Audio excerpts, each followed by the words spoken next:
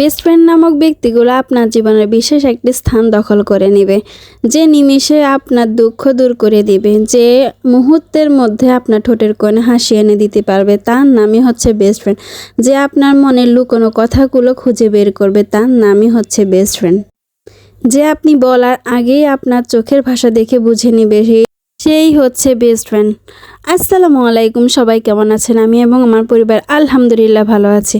আজকে আপনাদেরকে বলবো আমার জীবনের এমনই একজন বেস্ট ফ্রেন্ডের কথা, আর সে আর কেউ না, আমারই বোন।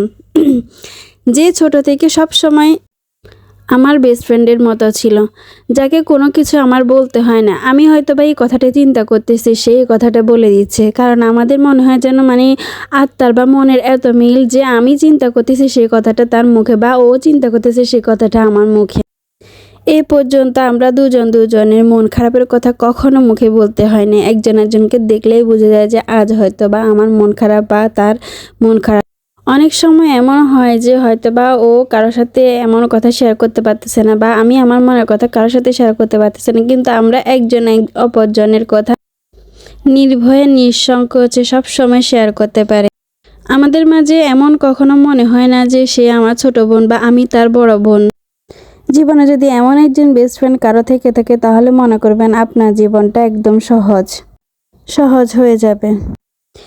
আপনাদের লাইফেও যদি এমন একজন বেস্ট ফ্রেন্ড থেকে থাকে, তাহলে আমাকে শেয়ার করবেন কমেন্ট বক্সে।